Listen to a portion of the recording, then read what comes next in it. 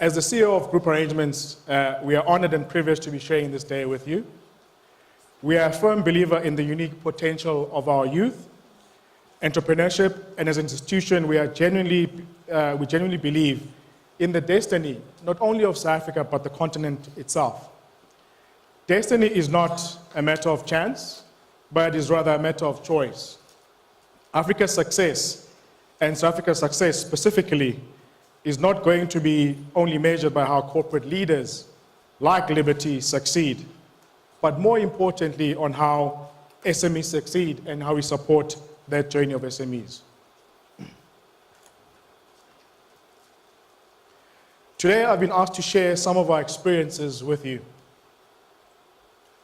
What you will not hear is a canned, predictable corporate speech. The corporate speech is done, that's why I did the video. Why?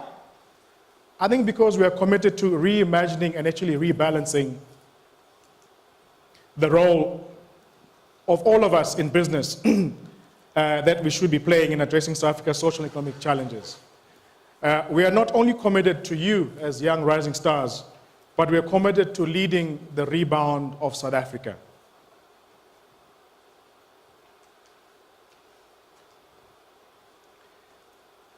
Each of you were born with a unique set of wings. I see one of our essential roles in life is to help grow the strongest set of wings possible. Your job is to be good at what you do so that no one can ignore you, so that your light shines bright. And there is no limit to how far you can go as long as you don't care who gets the credit. So let's begin with an important question. What are the two most important days in your life? Anybody know the answer? Yeah, there's one in the back.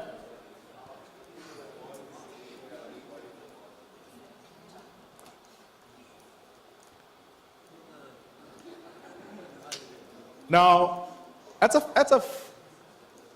quite a trading statement. And I'm sure as I journey on with you, I'll actually explain why. It is important to figure out why you were born, why you were on this earth, and what it is that you need to achieve to actually create a better world, not only for yourself, but for future generations themselves. And the why you were born leads us to a very important question and a donation from the great thinker and writer Cicero. Does anyone in the room speak Latin who can translate for us? Okay. If not, hold on to the thought. We will return to this very great Greek mythology thought. So today, I would like to talk about leadership. Not from an academic or business school perspective, but rather from a roll up your sleeves, get your hands dirty perspective. Before you are a leader, success is all about growing yourself. When you become a leader, success becomes about growing others.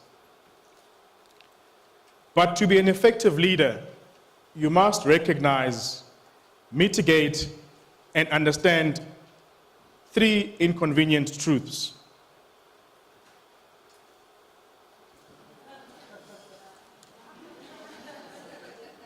Life does happen, and yes, stuff does happen. However, there's a much more important truth. Stuff might happen, but the decisions and choices we make, how to respond to when stuff happens, define you as a leader. And leaders will be judged by the decisions culture that they create, and the decisions that they make, and the way that they help others navigate to provide the appropriate decisions and choices. So it's about how do you create a culture of making the right decisions. So as a leader, you need to develop some key strengths to keep your shoes clean. Because as we know, stuff does happen.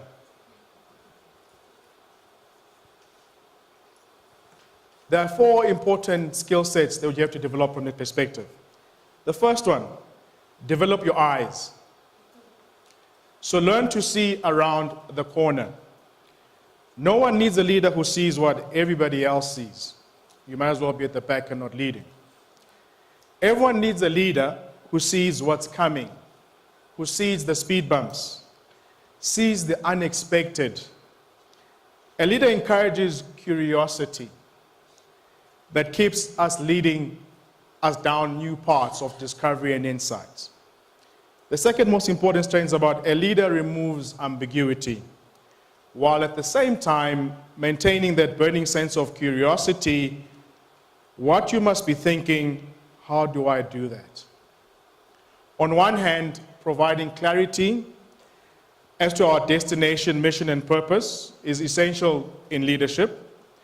Ensuring that everyone on the team understands what we need to do, how to do it, and ever more importantly, why we need to do what we need to do. Needs to be balanced, and the belief that we should always be taking advantage of ambiguity. Looking at something and thinking, what else could it be? The third most important strength to navigate when stuff happens is about trust your nose. Learn to smell danger and differentiate when you smell out opportunity. And more finally, train your ears and the ears of all other stakeholders, because communication is the key to being an effective leader. Communication is about speaking or writing to be listened to, not heard. 90% of the world hears, but only really 10% actually listens. Our job is to speak to the 90% to begin listening. Why? Because unless your stakeholders are listening, you cannot affect their behaviors, decisions, or choices and preferences that they make. This is the new normal. VUCA. The second most important truth is that we live, compete, strategize, succeed, and thrive in a VUCA world. So the questions becomes, how do you deal, inspire, and elevate those around you as a leader? Through no fault of yours, we live in must learn to lead, map, and navigate in a VUCA world. So we need to be able to recognize, accept the new normal. And the new normal is volatile, uncertain, complex, and ambiguous world. Leading in a VUCA world involves converting volatility into vision, uncertainty into understanding, complexity into clarity, and ambiguity into agility.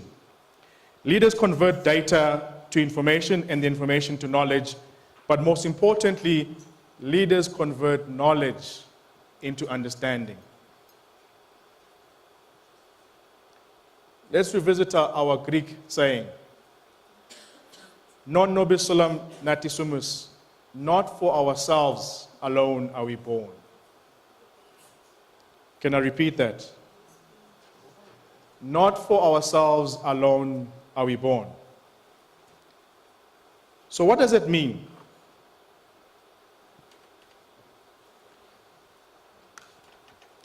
Our reality, all of us, is that we are most comfortable when we are part of something bigger than ourselves.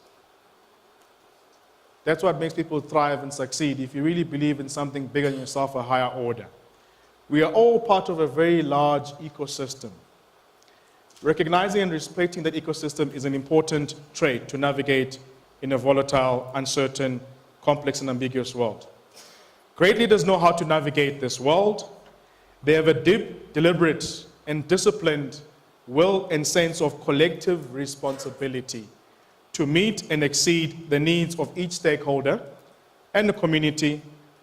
So we at Liberty more than believe in the concept of community, because we are a community, we live in a community. We believe yourselves as rising stars and every SME are an essential ingredient to the economic future of South Africa.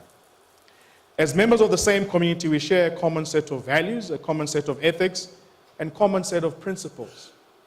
Members of the same community have an individual and collective responsibility to achieve sustainable and inclusive growth.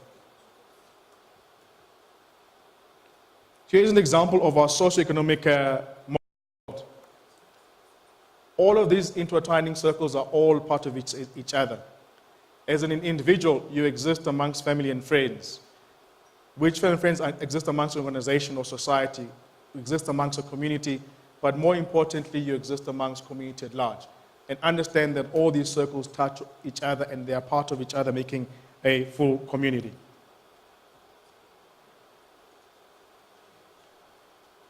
In the end, the reality of shared goals and shared responsibility is not the core principle of trust.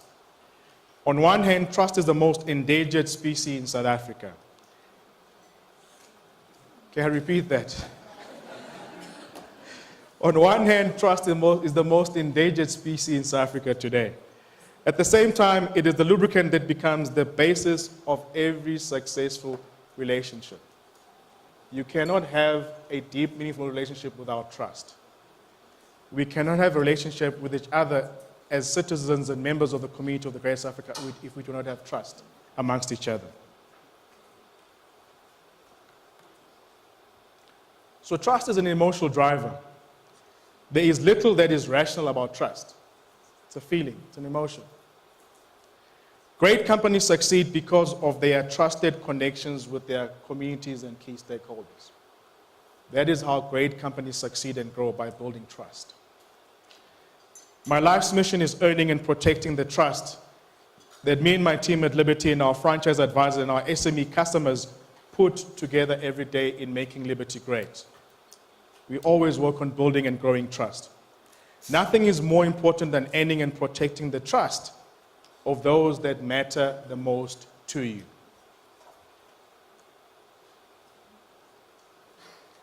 A relationship without trust is empty. It's like stepping into a fancy Jaguar with no petrol. You're going to go nowhere very fast. It's an important ingredient. So, that was the preamble. The opening speech, giving you a sense of what I'm going to talk about. And you're thinking, geez, only now is it beginning to talk. So what can you expect today from being here and in the remaining few minutes that I've allocated to me? Some cold shower therapy. Think about it. Why would anybody leave a nice warm shower to go into the cold shower? But that's what I'd like to take you on the journey on today, for us to enter into the cold shower. So candor is a compliment. It implies equality. It's how friends normally talk. You know, we're very candid with each other. We give each other direct, relevant conversations. So today, you're going to get candor from me. Because I believe if we are not ashamed to think it, we should not be ashamed to say it. Today, our challenge is a very, very simple one. I'm asking you to rethink the role of corporate South Africa in addressing the needs of South Africa's society, and to join me in redefining the purpose of South African business in the community today. Are you going to come with me on that journey?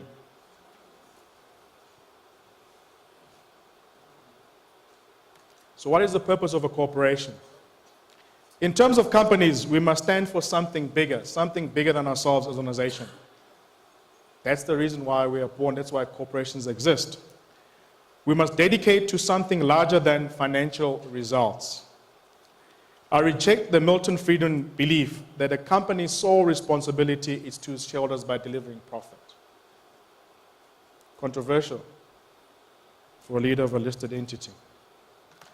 The 3 E's of sustainable growth. If you look at the framework, growth is about you need to grow the economy, you need to clean up the environment, and share both opportunities with more people.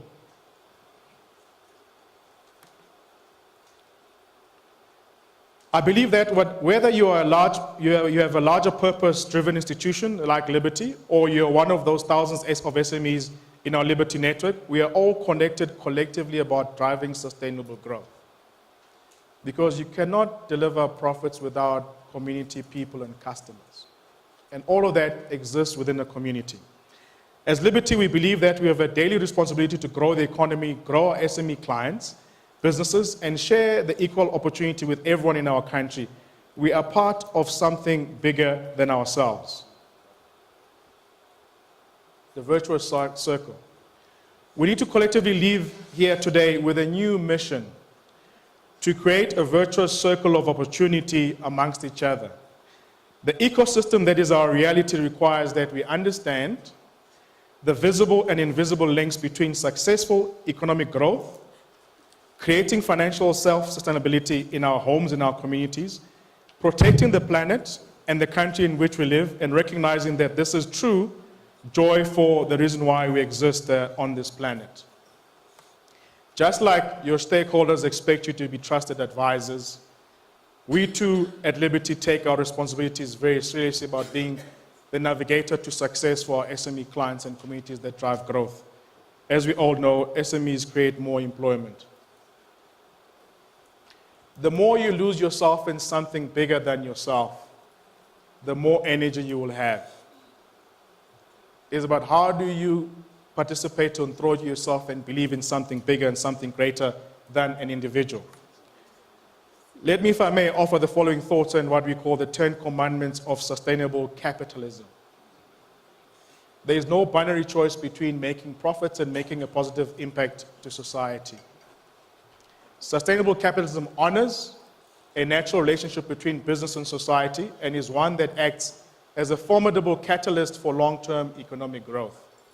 Sustainable capitalism results from leadership and investors acting as a social entrepreneurs as critical components of economic ecosystem working together to take full responsibility for their net impact on society together, and investing for an identified, deliberate impact on business which fosters continued growth and impact. This ecosystem is based on a deep, deliberate, and disciplined will and sense of collective responsibility by every connected community in achieving sustainable and inclusive growth across our communities and markets. Jumping to 6, resilient financial value can only be achieved through private enterprise, entrepreneurship, SMEs, consideration of and commitment to social, economic, and governance factors. You do not exist, no man is an island, you exist within an economy and ecosystem and amongst society. The last 4 principles, picking a few, sustainable capitalism focuses both on value preservation and value acceleration to deliver a far horizon long term. So thinking long term and growing long term drives sustainability. Driving and delivering short term results does not sustain you for a long period. Sustainable capitalism recognizes that business success and community success are inseparable. A business succeeds when a community succeeds. So, great corporations have 4 reasons for why they exist. They are there they have great values, they create great brands, but they honor the natural relationship between business and society. They have a great sense of community. So what is shared value? And more finally, let me speak a little about the core principle of the business that we have at Liberty.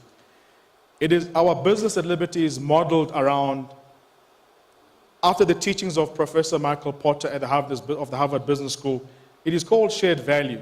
Shared value, simply put, is about redefining the purpose of a company. So how did we get there as an organization? The capitalism system has allowed itself to become under siege. In recent years, business has been criticized as a major cause of social, environmental, and economic problems. Companies are widely thought of to be prospering at the expense of their communities. We need a new commitment to shared value as corporate South Africa. Societal value. This is why we need to refocus ourselves on creating economic value across our SME landscape entrepreneurship in order to build an economic bridge. It's about building bridges with our communities. Societal value is joint company and community value creation. It's about creating value together.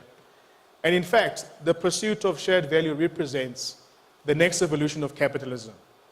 Concern with societal issues will be a defining characteristic of post-crisis era. Incorporating societal issues into strategy and operations is the next transformational journey in management thinking.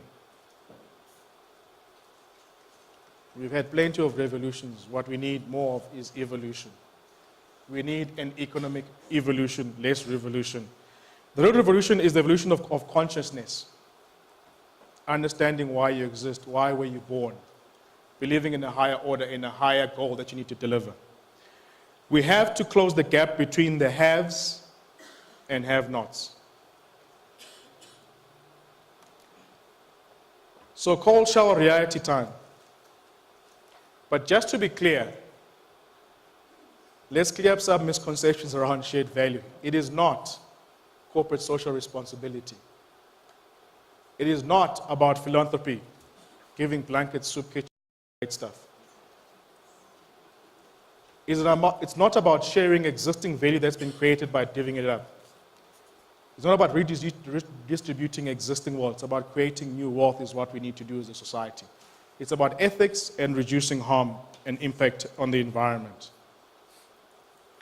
Let me share with you how as Liberty we live up to these principles. Understanding that we are part of a bigger ecosystem, we focus aggressively on ensuring that when we engage and work and distribute our products, we work through entrepreneurs and franchises and financial advisors that allow us to be able to connect with the community. Because those people themselves are running their own franchise and growing, and they employ more people, extending Liberty's reach towards customers and stuff. We have a deliberate strategy of saying we will always engage in driving distribution through our financial advisor force by ensuring that they create their own businesses so they can create more jobs outside of our organization. Shared value is built really on 3 pillars: reconceiving customer needs, products and markets, redefining productivity value, and enabling entrepreneurship development. So we have to ask ourselves the questions: what are the biggest threats to the strategy of shared value? Short-termism. Short-term planning and thinking. You cannot build a long-term strategic solution based on a short-term idea or a short-term goal. Short-term thinking is linear, and long-term thinking, like shared value, is cyclical in itself. We need to move from outside in versus inside out. Most of us, unfortunately, are inside-out thinkers, speakers, and actors. That's how we are wired, because that's how most of society operates. So what does this mean, and why is inside-out view always determined to fail? Inside-out view doesn't help you grow and learn.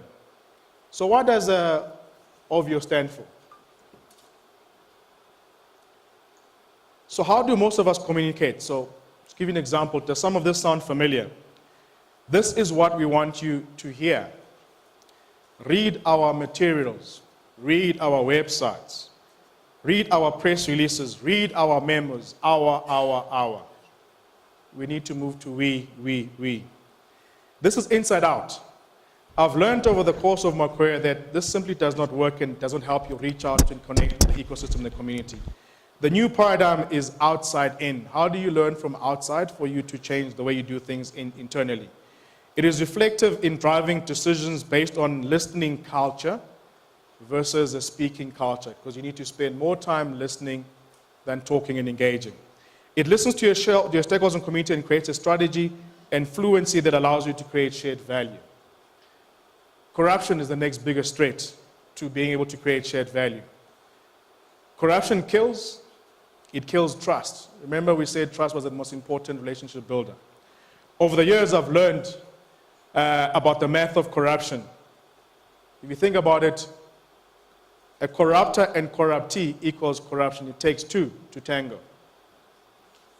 So we all talk about these so-called corrupt politicians, but who corrupted them? It was business. It takes 2 to corrupt. Take 1 out of the equation, and corruption collapses, because suddenly you've only got 1 standing. It takes 2 to tango. How do we remove 1 from that equation? We as individuals must stop talking about being anti-corruption. Lots of rhetoric about anti-corruption, anti-this, anti-that. We have a daily rhetoric really around anti-corruption. Why can't we change the conversation? Why can't we start talking about pro-courage versus anti-corruption? Because what it's going to take to overcome corruption is courage. Courage for leaders to speak up, courage for leaders to do the right thing.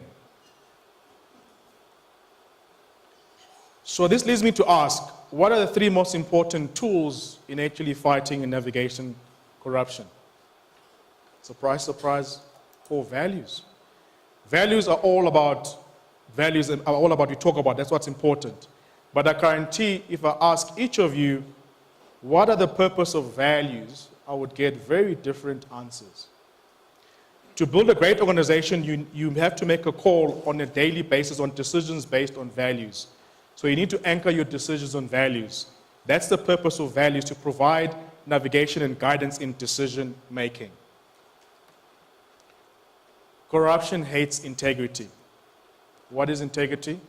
A great definition by C.S. Lewis, the great author, says integrity is about doing the right thing even when no one is looking.